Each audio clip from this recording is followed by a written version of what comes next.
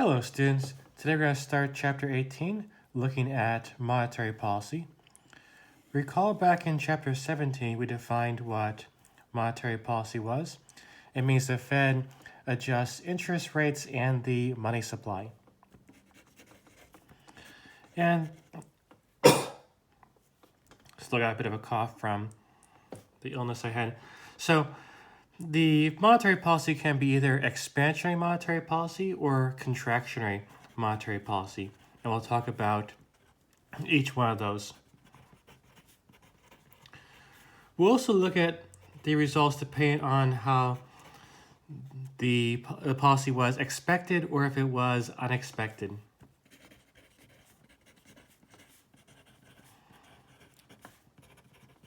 And what we're going to do in this chapter is going to link the monetary policy tools we developed back in chapter 17 to our aggregate supply, aggregate demand model we had back in chapter 13. So remember, the aggregate supply, aggregate demand model was the one about the short-run fluctuations in the economy.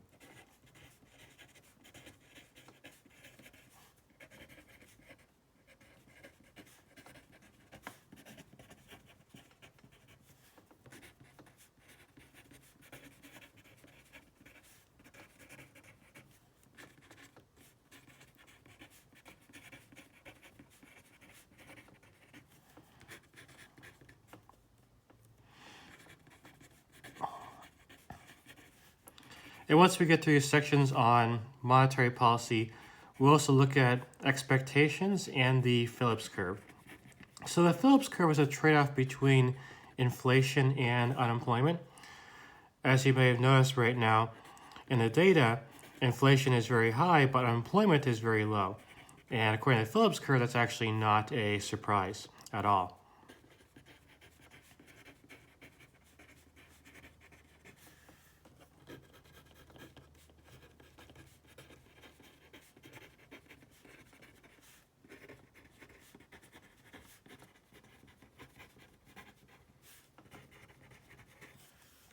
So we'll start with unexpected expansionary monetary policy.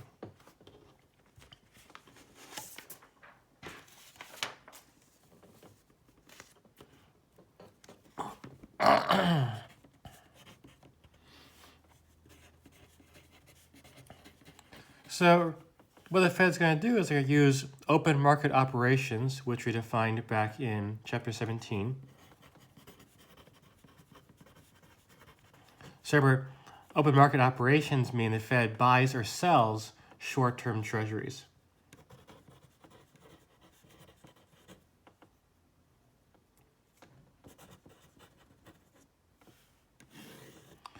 Now, what expansionary monetary policy does is it's going to decrease the interest rate and increase the money supply.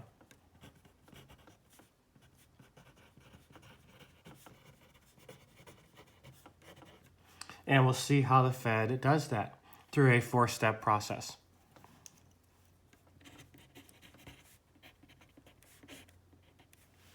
So the first step is that the Fed's going to increase the money supply, and the way they do that is they're going to be buying bonds.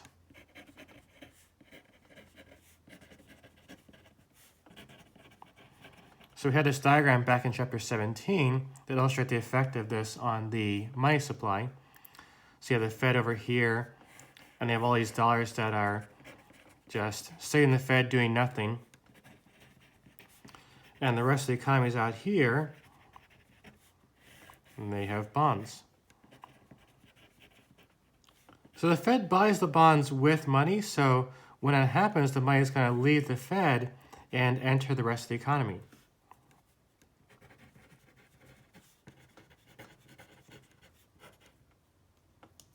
So that's the first step.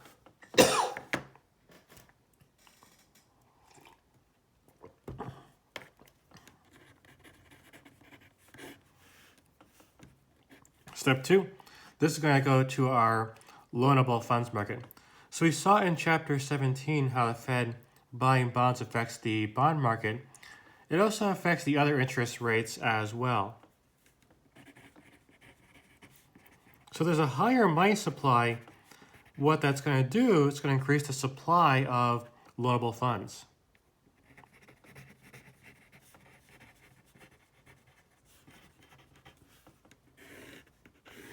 So you got the interest rate on the y-axis and the quantity on the x-axis.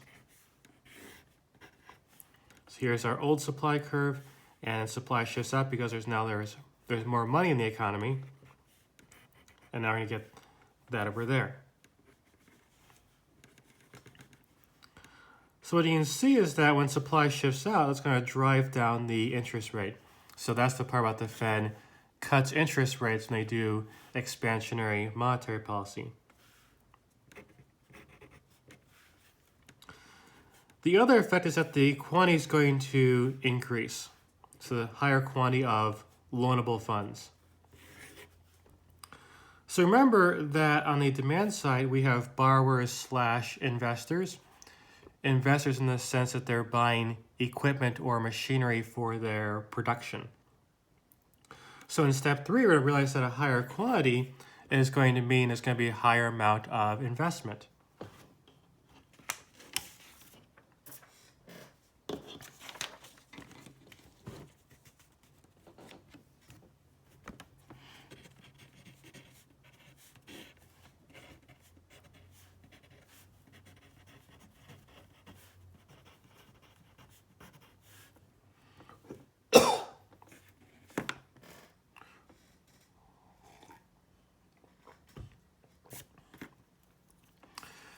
And the very last step 4, we're going to go to our ASAD model.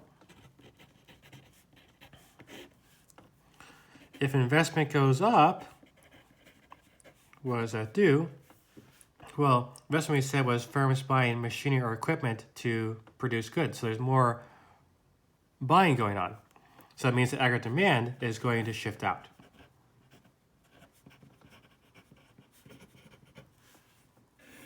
So let's set up our ASCD diagram. So we said back in chapter 13, when we're doing our analysis, always start from long equilibrium unless the problem tells you otherwise. And here the problem has not told us otherwise.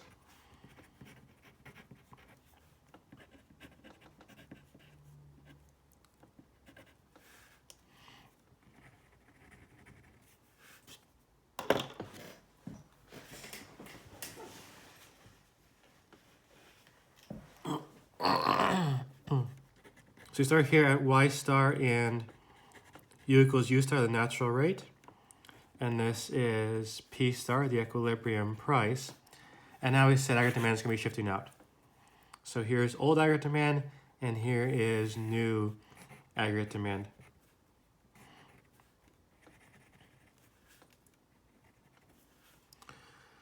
So what that does, now GDP is going to be up here at y1, and unemployment is going to be below the natural rate. So remember how I figured out the effect of unemployment in these problems? We had this guide back in chapter 13. So it's all about where is the economy relative to the LRAS curve. So when you're on the LRAS curve, we said unemployment is going to be equal to the natural rate. When instead you are out here above the LRS curve, the economy is doing well, a strong economy gives you less unemployment.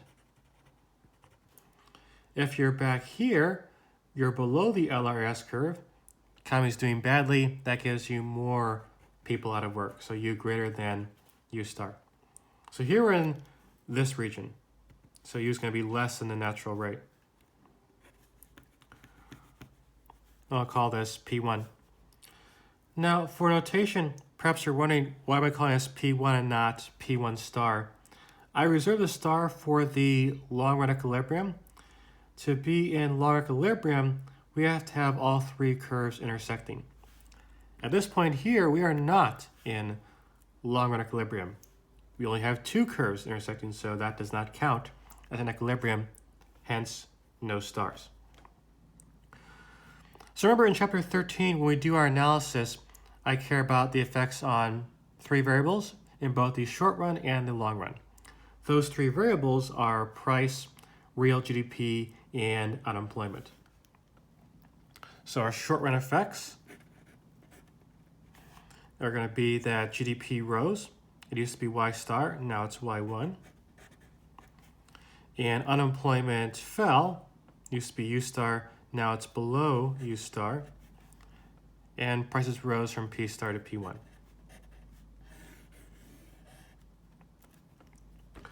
So one way you could think of this is that you get a short-run boost to the economy. We like higher GDP and we like lower unemployment, but the cost of that boost was getting inflation. So way back in chapter 8, we talked about why do governments allow inflation? We gave two reasons. One of them was the debt, and the other one was short-run stimulus. So you do get a stimulus in this form, but you do also get inflation.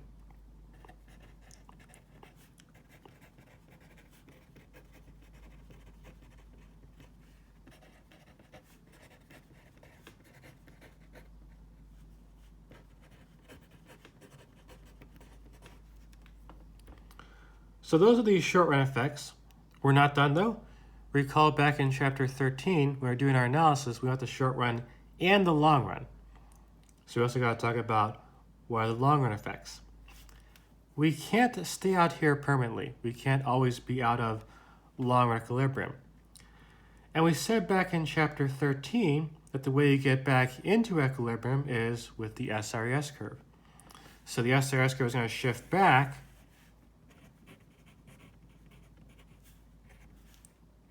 and that's going to take us into long run equilibrium. So why does the SRS curve shift back? We had a story for this in chapter 13. So we note that in the short run we had higher prices.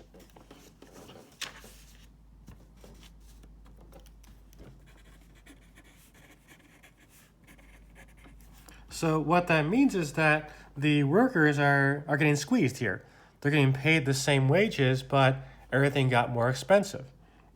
So what they're going to do is they're going to negotiate for raises.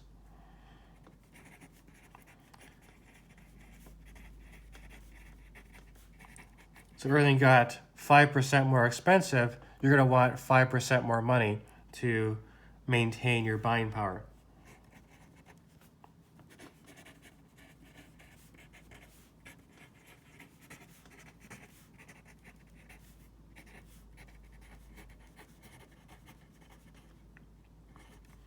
Now, when those workers get raises, that's going to mean higher costs for the firms.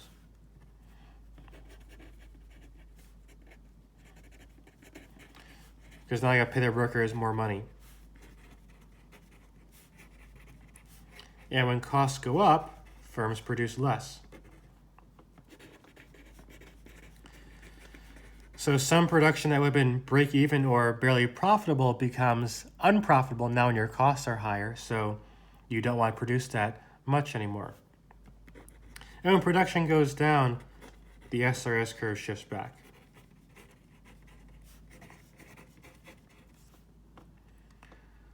So when you look at our effects on the graph, we have to find out what happens to price, what happens to real GDP, what happens to unemployment. And price keeps going up, so the inflation was not short-term. The inflation actually is going to keep happening. The boost to the economy in the form of GDP and unemployment, that is going to fade. So at the end, we're right back where we started, GDP at Y star and unemployment at U star. So Y and U return to original levels.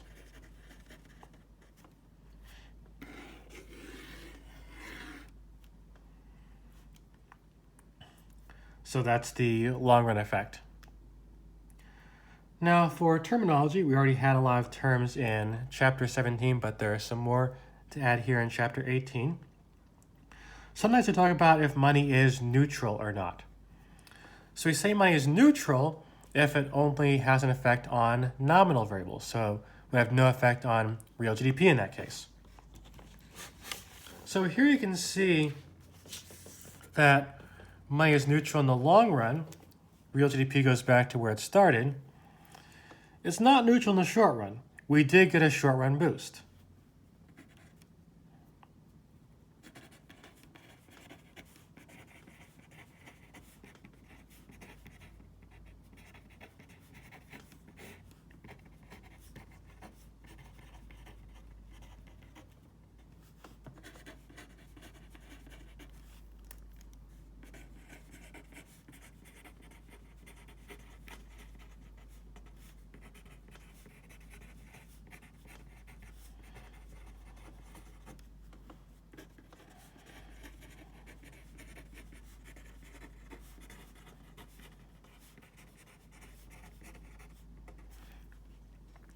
So that is unexpected expansionary monetary policy. So be sure to tune in for our next episode, in which we look at unexpected contractionary monetary policy.